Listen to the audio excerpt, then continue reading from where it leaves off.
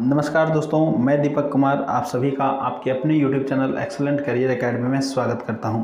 दोस्तों, आज इस वीडियो में हम लोग JSSC एग्ज़ाम में पूछे जाने वाले जनरल साइंस के मोस्ट इम्पॉर्टेंट क्वेश्चंस को हम लोग डिस्कस करने वाले हैं। और इसमें मैंने वैसे ही क्वेश्चन को शामिल किया है जो आपके एग्ज़ाम के लिए काफ़ी ज़्यादा इम्पॉर्टेंट हो जाएंगे। और ये सभी क्वेश्चंस जो मैं आपके साथ अभी डिस्कस करने वाला हूँ, ये सभी एग्ज़ाम्स में पूछे हुए क्वेश्चन है। तो ये सारा क्वेश्चन जो है आपके लिए और भी ज़्यादा इम्पॉर्टेंट हो जाता है। इससे आपको एक परफेक्ट आइडिया लग पाएगा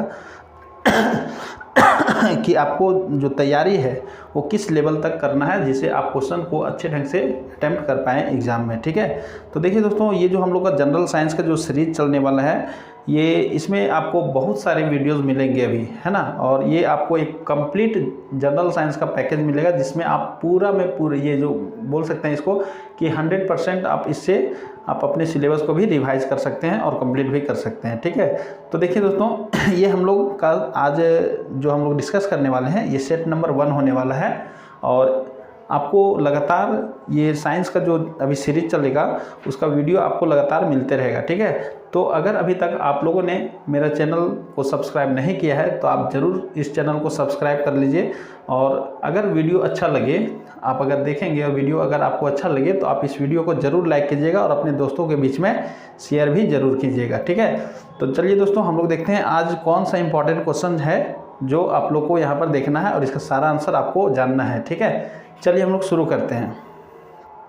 देखिए, हम लोग का क्वेश्चन नंबर 1 क्या कहता है।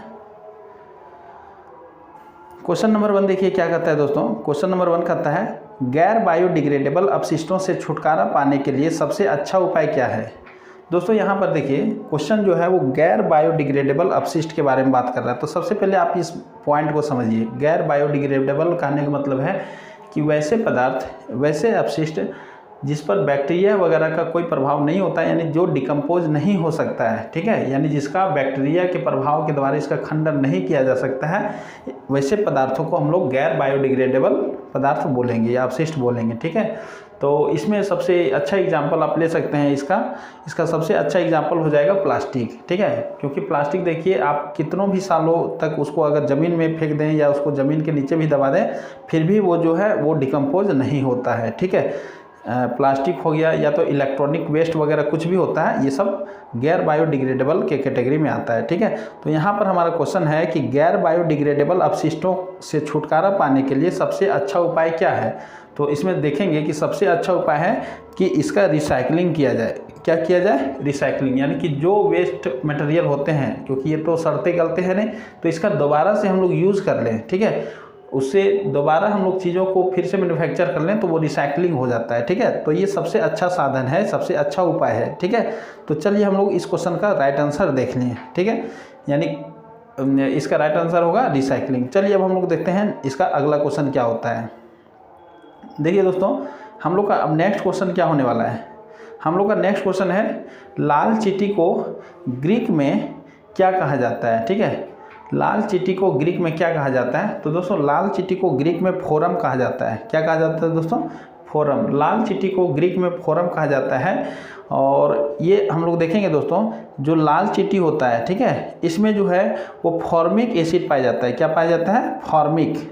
आपसे क्वेश्चन पूछेगा कि लाल चींटी में कौन सा एसिड पाया जाता है, तो फॉर्मिक एसिड पाया जाता है। और यही फॉर्मिक एसिड के कारण अगर लाल चींटी आपको काट ले तो यही फॉर्मिक एसिड के कारण आपको जलन महसूस होता है। ठीक है, तो आप इसे याद रखेंगे कि लाल चींटी में फॉर्मिक एसिड होता है, ये आप इसे याद रखेंगे। ठीक है, चलिए दोस्तों, यहाँ पर एक चीज़ हम आपको और बता देना चाहते हैं। जो फॉर्मिक एसिड होता है, इसका फार्मूला जो अगर हम लोग देखेंगे तो क्या होता है, इसका फार्मूला होता है HCOO और ये H, यानी HCOOH। ठीक है, ये होता है फॉर्मिक एसिड का फार्मूला होता है। ठीक है, आप इसे याद रखेंगे। चलिए अब हम लोग देखते हैं हमारा अगला क्वेश्चन क्या है।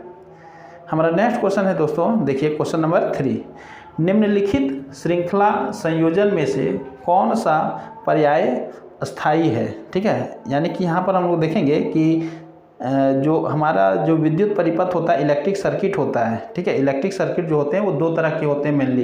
एक होते हैं सीरीज, जिसको हम लोग श्रृंखला संयोजन बोलते हैं, और एक होता है पैरेलल, जिसको हम लोग समांतर बोलते हैं। जो भी विद्युत परिपथ होते हैं वो 2 प्रकार के होते हैं। ठीक है, तो अब यहाँ पर देखिए श्रृंखला संयोजन पहले आप समझिए कि होता क्या है। देखिए जो प्रतिरोधक होते हैं उसको इस प्रकार से फिट किया जाता है परिपथ में कि एक प्रतिरोधक के बाद तुरंत उसका सिरा दूसरे प्रतिरोधक से जुड़ा हुआ रहेगा, दूसरा का फिर तुरंत तीसरे से जुड़ा हुआ रहेगा, ठीक है। इस प्रकार से अगर हम लोग प्रतिरोध को सजाते हैं, ठीक है, तो इस तरह का जो प्रतिरोध का जो सजावट होता है इसको हम लोग बोलते हैं श्रृंखला संयोजन। श्रृंखला संयोजन। और इसमें एक सबसे बड़ी खास बात यह है कि इस तरह का जो प्रतिरोधक वाला जो सिस्टम होता है इसमें करंट का जो मात्रा होता है, करंट, ठीक है, करंट का जो मात्रा होता है ये सभी में करंट एक जैसा फ्लो करता है, लेकिन इसमें जो वोल्टेज होता है, ठीक है, इसमें जो वोल्टेज होता है सब में अलग अलग होता है। यानी अगर करंट हम लोग देखेंगे सब में आई फ्लो कर रहा है, ठीक है, सब में करंट आई फ्लो कर रहा है, तो वोल्टेज सब में अलग अलग होगा। यानी वोल्टेज इसमें मान लेते हैं V1 है, इसमें वोल्टेज V2 है, इसमें वोल्टेज V3 है, ठीक है। चलिए इस तरह से हम लोग देखें तो यहाँ पर कहता है कि निम्नलिखित श्रृंखला संयोजन में से कौन सा पर्याय अस्थाई है। तो यहाँ पर देखें श्रृंखला में अस्थाई कौन होता है, अस्थाई करंट होता है। तो इसका राइट आंसर क्या होगा दोस्तों, इसका राइट आंसर हमारा हो जाएगा करंट, ठीक है। चलिए अब हम लोग देखते हैं हमारा अगला क्वेश्चन क्या होगा, अब हम लोग देखते हैं, ठीक है। चलिए नेक्स्ट क्वेश्चन देखिए, हमारा अगला क्वेश्चन क्या कहता है, देखिए क्वेश्चन नंबर 4। क्वेश्चन नंबर 4 क्या कहता है दोस्तों, देखिए हमारा क्वेश्चन नंबर 4 कहता है कि रक्त में द्रव मैट्रिक्स को क्या कहते हैं। रक्त यानी ब्लड जो है उसमें द्रव मैट्रिक्स को क्या कहते हैं, ठीक है। तो रक्त में जो द्रव मैट्रिक्स होते हैं उसको हम लोग प्लाज्मा के नाम से जानते हैं। क्या नाम से जानते हैं, प्लाज्मा, ठीक है। और हम लोग यहाँ पर देखेंगे कि प्लाज्मा जो होता है ये रक्त में जो द्रव वाला पार्ट होता है उसको प्लाज्मा बोलते हैं दोस्तों। और ये प्लाज्मा का कलर आपसे पूछ लेता है, ठीक है। प्लाज्मा का जो कलर होता है वो पीला होता है। कैसा होता है, पीला। प्लाज्मा का कलर पीला होता है, इसे आप ध्यान रखेंगे। और हम लोग अब इसके अगले वाले क्वेश्चन में चलते हैं, ठीक है दोस्तों। यहाँ पर मैं आपको एक क्वेश्चन देता हूँ, आरबीसी का फुल फॉर्म क्या होता है, आप हमें कमेंट बॉक्स में बताइए। आरबीसी, ठीक है, आरबीसी का फुल फॉर्म क्या होता है, कमेंट बॉक्स में बताइए। और आपको ये भी बताना है कि आरबीसी का एक दूसरा नाम है, ये भी आपको कमेंट बॉक्स में बताना है, ठीक है। चलिए आप बताइए, मुझे आपके आंसर का इंतजार रहेगा, ठीक है। चलिए अब हम लोग नेक्स्ट क्वेश्चन में चलते हैं। हमारा अगला क्वेश्चन क्या कहता है, क्वेश्चन नंबर 5, लिम्फ वाहिकाओं को क्या कहा जाता है। लिम्फ वाहिकाओं को क्या कहा जाता है, इसका आंसर बताना है दोस्तों। लिम्फ वाहिकाओं को क्या कहा जाता है, तो इसका राइट आंसर है लिम्फेटिक्स, है ना। इसका राइट आंसर क्या होगा दोस्तों, लिम्फेटिक्स। लिम्फ वाहिकाओं को लिम्फेटिक्स कहा जाता है, ठीक है। चलिए अब हम लोग देखते हैं हमारा अगला क्वेश्चन क्या होता है। देखिए हमारा नेक्स्ट क्वेश्चन है क्वेश्चन नंबर 6। क्वेश्चन नंबर 6 क्या कहता है, सामान्य मानवीय आँख के लिए विशिष्ट न्यूनतम दूरी लगभग कितनी होती है। दोस्तों इसका मतलब हो गया कि मान लीजिए ये मानव आँख है, ठीक है। यहाँ पर हम लोग बनाते हैं मानव आँख, ये मानव आँख है, ठीक है। मानव आँख है तो यहाँ देखेंगे कि हम लोग ऑब्जेक्ट को अगर मनुष्य के आँख के बिल्कुल नज़दीक भी रख देंगे तो भी वो नहीं दिखेगा उसको, ठीक है। तो कम से कम कितना दूरी पर कोई भी ऑब्जेक्ट रखा जाए, कम से कम कितना दूरी पर कोई भी ऑब्जेक्ट रखा जाए, यहाँ ऑब्जेक्ट हम रख रहे हैं कि ये आँख से कितना दूरी कम से कम होना चाहिए जिससे उसे कोई भी ऑब्जेक्ट जो है बहुत ही क्लियर दिखाई दे, ठीक है। अगर इसके पहले अगर हम लोग ऑब्जेक्ट को रख देंगे ना तो वो उसे क्लियर नहीं दिखाई देगा, तो इसी को बोलते हैं न्यूनतम दूरी, है ना, दृष्टि के लिए न्यूनतम दूरी, ठीक है। तो इसका राइट आंसर क्या होगा, 25 सेंटीमीटर। कितना होगा, 25 सेंटीमीटर। अगर हम 25 से अपने आँखों के सामने 25 सेंटीमीटर से पहले अगर कोई भी वस्तु को रखते हैं तो हमें उसे देखने में प्रॉब्लम होता है, ठीक है। हमें एकदम बिल्कुल क्लियर विजन और एकदम स्ट्रेस फ्री विजन नहीं मिल पाता है। तो इसका राइट आंसर क्या होगा दोस्तों, ऑप्शन नंबर बी, 25 सेंटीमीटर। चलिए अब हम लोग देखते हैं, अगर आपसे पूछा जाए कि हमारे आँखों के लिए जो फार पॉइंट जिसको बोलते हैं सबसे अधिकतम दूरी कितनी है, जो कि एकदम बिल्कुल क्लियर विजन हो सके, इसके लिए अधिकतम दूरी कितनी है, तो इसके लिए अनंत होता है, ठीक है। यानी कि आपकी आंखें जो है वो कहाँ तक देख पाती है, इसका कोई जो है वो कोई फिक्स दूरी का ये मेजरमेंट नहीं है, तो इसे अनंत माना जाता है। तो आप इसे समझ सकते हैं। चलिए अब हमारा अगला क्वेश्चन दोस्तों, यहाँ पर देखिए हमारा क्वेश्चन नंबर 7 क्या कहता है। क्वेश्चन नंबर 7 कहता है, एक उड़ने वाले हवाई जहाज में होता है, ठीक है। क्या होता है, देखिए एक उड़ने वाले हवाई जहाज़ में, यहाँ ऊर्जा का बात कर रहा है, तो ऊर्जा देखिए दोस्तों यहाँ पर दो तरह का ऊर्जा का डिस्कस हो रहा है, एक स्थितिज ऊर्जा बोलता है और एक गतिज ऊर्जा। पहले इसको आप समझिए क्या होता है। तो दोस्तों स्थितिज ऊर्जा हम लोग उस ऊर्जा को बोलते हैं कि कोई भी वस्तु में ये आ सकता है, उसके स्थिति यानी उसके बनावट स्ट्रक्चर के कारण जो उसमें ऊर्जा उत्पन्न होता है उसे हम लोग बोलते हैं स्थितिज ऊर्जा। यानी कोई भी वस्तु जो है उसके स्ट्रक्चर के कारण, ठीक है, यानी उसके स्थिति का उसके स्थिति के कारण जो उसमें ऊर्जा होता है उसको बोलते हैं स्थितिज ऊर्जा, ठीक है। और स्थितिज ऊर्जा का जो फॉर्मूला होता है ये भी आप देख सकते हैं। स्थितिज ऊर्जा का जो फॉर्मूला होता है वो mgh होता है। कितना होता है, mgh। आप इसे ध्यान में रखेंगे, स्थितिज ऊर्जा का फॉर्मूला mgh होता है। और गतिज ऊर्जा क्या होता है दोस्तों, गतिज ऊर्जा मतलब हो गया कि कोई भी वस्तु अगर गति में है, ठीक है, यानी वो अगर मूविंग स्टेट में है यानी गति कर रहा है तो उसमें भी एक ऊर्जा विद्यमान हो जाता है उसके गति के कारण, उसे हम लोग बोलते हैं गतिज ऊर्जा। और गतिज ऊर्जा का जो फार्मूला होता है दोस्तों, गतिज ऊर्जा का जो फार्मूला होता है वो ½ mv², ठीक है। गतिज ऊर्जा का फार्मूला क्या होता है, जिसको हम लोग काइनेटिक एनर्जी बोलते हैं, ½ mv² होता है, ठीक है। तो आप इतना बात इसमें याद रखेंगे तो ये आपका ये कॉन्सेप्ट हो गया। लेकिन अब हम लोग क्या करेंगे, इसका जो है सो क्वेश्चन का आंसर देंगे। कहता है कि एक उड़ने वाले हवाई जहाज़ में होता है, क्या होता है, तो दोस्तों किसी भी वस्तु में जो है लगभग जो ज़मीन से ऊंचाई पर है, ठीक है, जो ज़मीन से ऊंचाई पर है और वो क्यों चाहे तो वो गति में ही क्यों ना हो, ठीक है, लेकिन उसमें स्थितिज ऊर्जा और गतिज ऊर्जा दोनों होगा। तो उड़ने वाले हवाई जहाज़ में स्थितिज ऊर्जा और गतिज ऊर्जा दोनों विद्यमान होता है, ठीक है। तो आप इसे याद रखेंगे दोस्तों। कोई भी चीज़ जो बिल्कुल ज़मीन पर रखा हुआ है, ठीक है, तो उसमें गतिज ऊर्जा जो है, ठीक है, ये क्या बोल सकते हैं इसको हम लोग, उसमें जो है स्थितिज ऊर्जा जो है वो शून्य हो जाएगा, क्योंकि स्थितिज ऊर्जा का फॉर्मूला क्या होता है, mgh, ठीक है। स्थितिज ऊर्जा का फॉर्मूला क्या होता है, mgh। तो हाइट क्या हो हाइट यहाँ पर 0 हो जाएगा, तो पूरा पोटेंशियल एनर्जी जो है वो हमारा 0 कर देगा, ठीक है। तो आप यहाँ पर ये समझ सकते हैं। तो अगर कोई वस्तु अगर मान लेते हैं हमारे पृथ्वी के धरातल पर यानी सरफेस पर रखा हुआ है तो उसमें जो स्थितिज ऊर्जा है वो 0 हो जाएगा, क्यों, उसके हाइट के कारण। हाइट 0 तो स्थितिज ऊर्जा भी 0 हो जाएगा, ठीक है। चलिए अब हमारा नेक्स्ट क्वेश्चन यहाँ देखिए क्या होता है, क्वेश्चन नंबर 8। क्वेश्चन नंबर 8 कहता है दोस्तों, कहता है तापमान के बढ़ने पर पदार्थ की सघनता सामान्यता क्या होती है। दोस्तों हम लोग जानते हैं कि किसी भी वस्तु को अगर हम लोग गर्म करते हैं, किसी भी वस्तु को अगर गर्म करते हैं तो उसकी सघनता जो है वो कम हो जाती है, ठीक है, यानी उसमें फैलाव आता है और फैलाव आने से उसकी सघनता कम हो जाती है, ठीक है। तो इसका राइट आंसर क्या होगा, अगर हम लोग इसमें टेम्परेचर देंगे यानी इसको गर्म करेंगे, तापमान देंगे तो इसकी सघनता घटती है। तो इसका राइट आंसर क्या होगा, ऑप्शन नंबर बी, सघनता घटती है। चलिए हम लोग क्वेश्चन नंबर 8 जो है वो बहुत अच्छे ढंग से क्लियर कर लिए दोस्तों। मैं इस वीडियो में जो भी क्वेश्चन आ रहा है, जहाँ ज़रूरत है वहाँ मैं आपको कॉन्सेप्ट भी समझाते जा रहा हूँ, जिससे आप जो है वो किसी तरह का कोई कन्फ्यूजन आपके दिमाग में नहीं आना चाहिए, ठीक है। तो दोस्तों अगर वीडियो आपको अच्छा लग रहा होगा तो आप वीडियो को ज़रूर लाइक करें, ठीक है दोस्तों।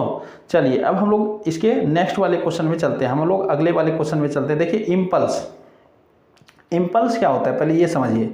इम्पल्स दोस्तों यहाँ पर क्या होता है, तो आप देखिए किसी भी ऑब्जेक्ट पर, ठीक है, किसी भी ऑब्जेक्ट पर यदि आप फोर्स लगाते हैं, ठीक है, किसी भी ऑब्जेक्ट पर अगर आप फोर्स लगाते हैं और वो फोर्स जो है यानी बल जो है वो काफ़ी कम समय के लिए होता है, यानी कि बिल्कुल क्षणिक समय के लिए होता है, बहुत छोटे टाइम के लिए होता है, तो इस फोर्स, ये जो फोर्स लगाए और जो टाइम होता है इसके गुणनफल को हम लोग एक तरह से क्या बोल सकते हैं, ये इम्पल्स बोलते हैं, ठीक है।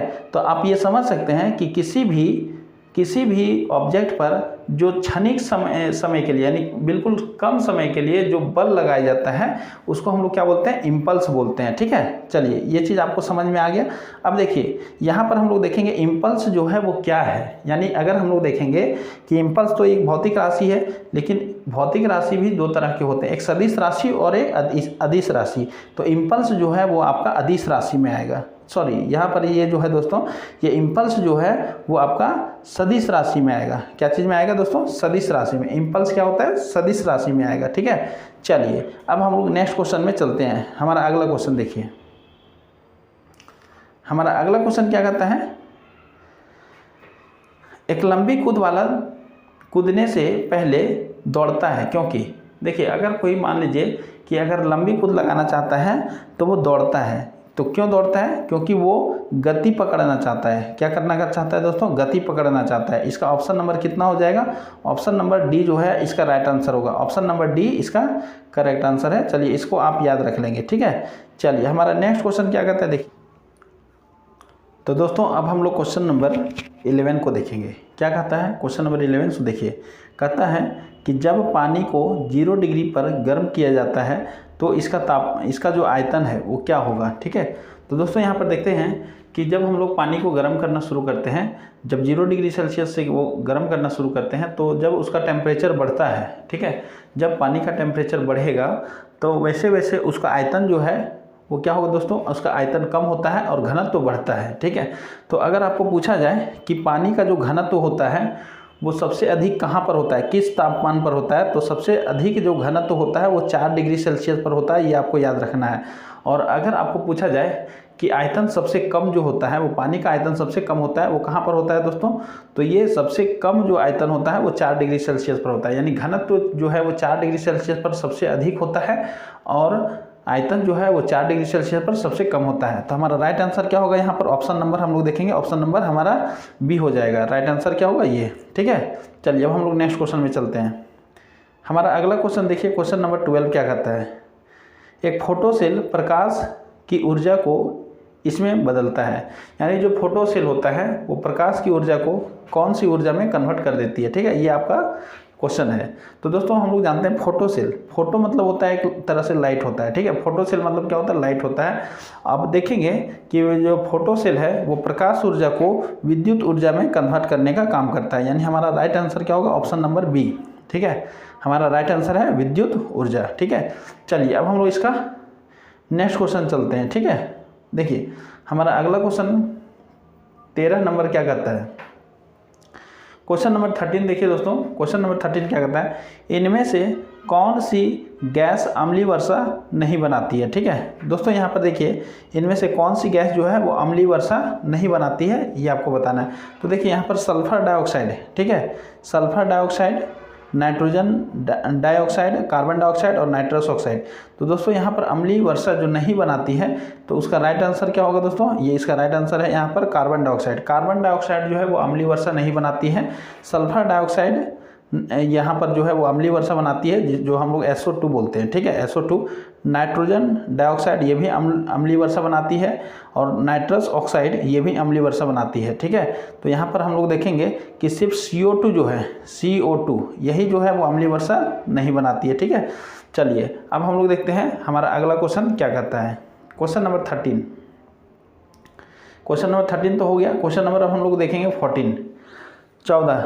क्वेश्चन नंबर 14 क्या कहता है। निम्नलिखित में से कौन से आवृत्ति, यहाँ पर आवृत्ति होगा दोस्तों, ठीक है, आवृत्ति स्पष्ट रूप से मानव कान के लिए श्रव्य है। यानी कि कौन से आवृत्ति वाला जो तरंग है उसको मनुष्य का कान आसानी से सुन सकता है, ठीक है।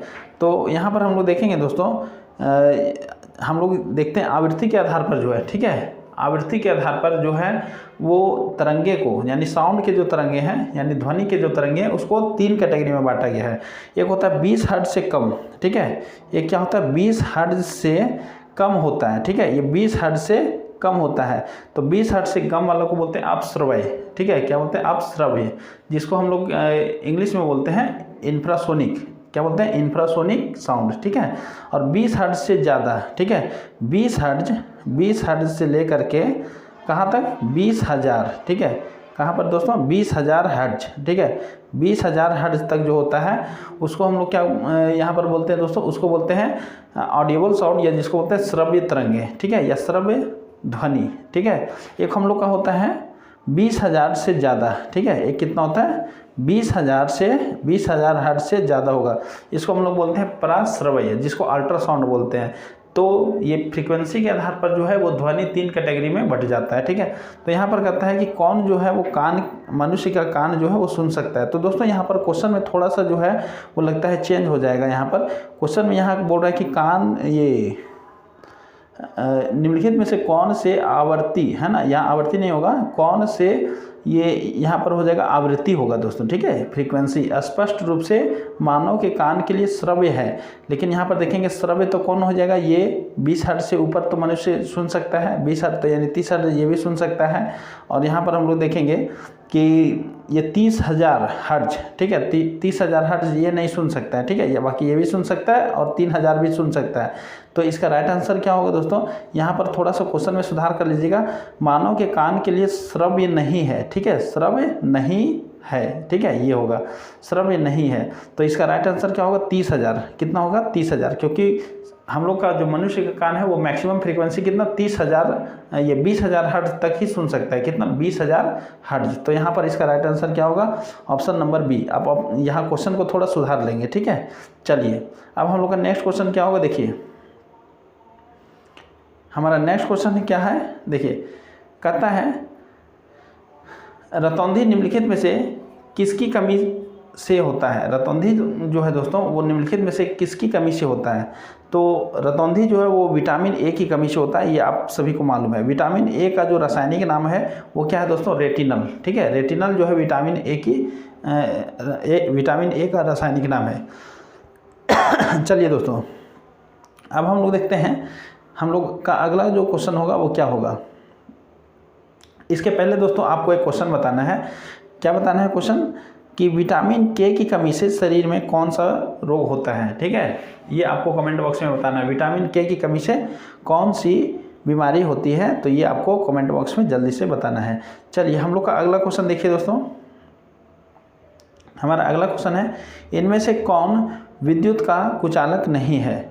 यानी कि हम लोग को वो चुनना है जो विद्युत का कुचालक नहीं है, यानी जिसमें इलेक्ट्रिसिटी जो है वो फ्लो करता है, यानी इलेक्ट्रिसिटी पास करता है। तो देखिए दोस्तों रबर में इलेक्ट्रिसिटी पास नहीं करेगा, लकड़ी में जो है पास नहीं करेगा, बैकलाइट में पास नहीं करेगा।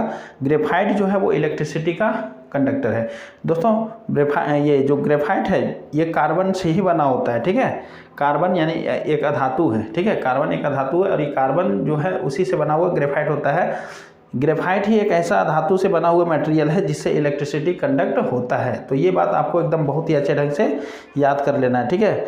ग्रेफाइट ही एक ऐसा अधातु का बना हुआ मटेरियल है जिससे इलेक्ट्रिसिटी जो है वो पास होता है, ठीक है। तो इसका राइट आंसर आप देख लीजिए, ऑप्शन नंबर सी होता है। चलिए अब हम लोग का अगला क्वेश्चन, हमारा क्वेश्चन नंबर जो है वो 17। देखिए दोस्तों यहाँ पर क्वेश्चन नंबर 17 में क्या कहता है।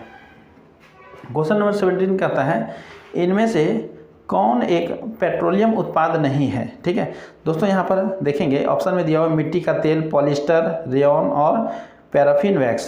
तो दोस्तों यहाँ पर हम लोग देखेंगे पेट्रोलियम का उत्पाद, मिट्टी का तेल जो है वो पेट्रोलियम उत्पाद है, पॉलिस्टर जो है वो पेट्रोलियम उत्पाद है और यहाँ पर पैराफिन वैक्स जो बनता है वो भी पेट्रोलियम उत्पाद है।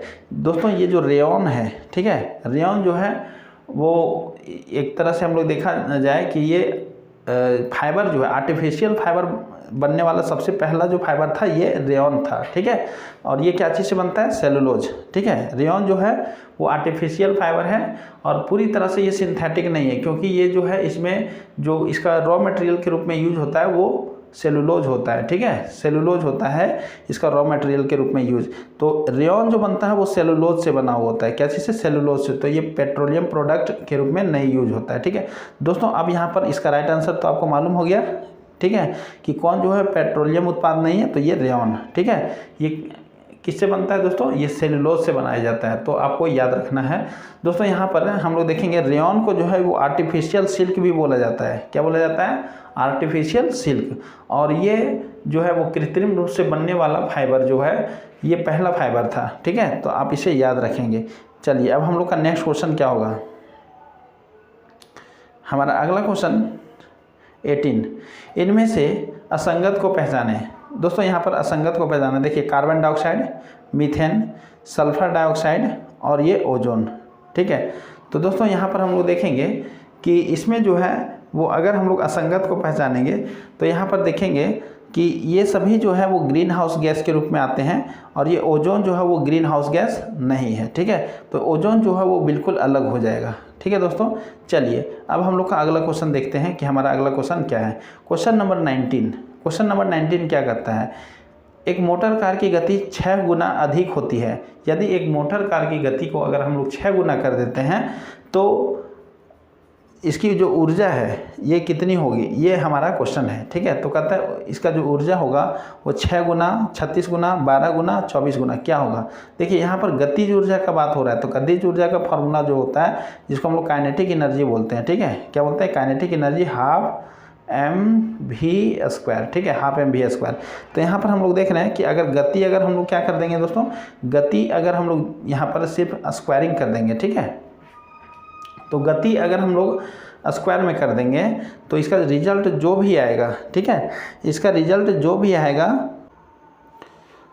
तो दोस्तों इसका जो हम लोग देखेंगे कि इसका जो ऊर्जा है वो कितना हो जाएगा दोस्तों, इसका जो ऊर्जा है वो 36 गुना हो जाएगा। कितना हो जाएगा दोस्तों, 36 गुना। तो इसका राइट आंसर क्या होगा, ऑप्शन नंबर बी। अब हम लोग नेक्स्ट क्वेश्चन देखते हैं। हमारा अगला क्वेश्चन क्या है, क्वेश्चन नंबर 20 नंबर क्या कहता है, बल और विस्थापन के बीच कितनी डिग्री का कोण होने पर कार्य का मान 0 हो जाता है। दोस्तों यहाँ पर हम लोग देखते हैं जो कार्य होता है, ठीक है, कार्य वो क्या होता है, W = F × S होता है। ठीक है, FS, ठीक है, W = FS cos θ होता है। वैसे यहाँ पर आपको ये फॉर्मूला याद रखना है।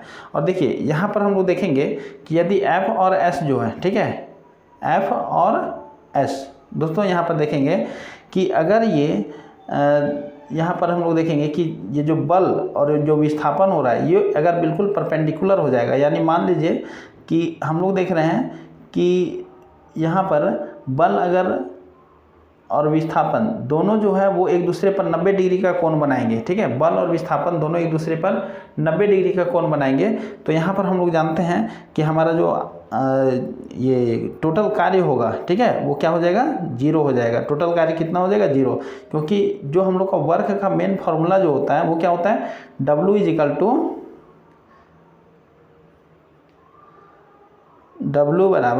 FS cos θ। ठीक है, cos θ होता है। तो अगर थीटा बराबर अगर हम लोग 90 डिग्री ले लें, ठीक है, थीटा बराबर 90 डिग्री, तो cos 90 का वैल्यू सीधा हम लोग देखेंगे कि ये क्या हो जाएगा, 0 हो जाएगा। तो हम लोग का पूरा वर्क का जो वैल्यू है, ठीक है, पूरा वर्क का जो वैल्यू है वो 0 कर देगा। तो इसीलिए अगर बल और विस्थापन के बीच में अगर 90 डिग्री का कोण बनेगा तो हमारा वर्क डन क्या मिलेगा, 0 मिलेगा। ठीक है दोस्तों, तो इसका राइट आंसर क्या होगा, यहाँ पर 0, यहाँ इसका राइट आंसर होगा 90 डिग्री। ठीक है, कितना होगा, 90 डिग्री। तो इसका राइट आंसर आपको मालूम हो चुका है। तो दोस्तों इस वीडियो में हम लोग 20 क्वेश्चन को जो है वो डिस्कस किए और सारे क्वेश्चन जो है वो काफ़ी ज़्यादा इंपॉर्टेंट क्वेश्चन है। ठीक है, तो आप इस क्वेश्चन को बार बार आप रिवाइज करेंगे और इसे याद करने का प्रयास करेंगे। तो दोस्तों ये वीडियो आपको कैसा लगा, ठीक है, ये वीडियो आपको अगर अच्छा लगा होगा तो आप इस वीडियो को ज़रूर लाइक कीजिए और अपने दोस्तों के बीच में ज़रूर से ज़रूर शेयर कीजिए। हाँ, और हाँ, अगर अभी तक हमारे चैनल को सब्सक्राइब नहीं किए हैं तो आप हमारे चैनल को ज़रूर सब्सक्राइब कर लें। तो दोस्तों इस वीडियो में इतना ही। अब हम लोग मिलते हैं नेक्स्ट वीडियो में। वीडियो देखने के लिए धन्यवाद।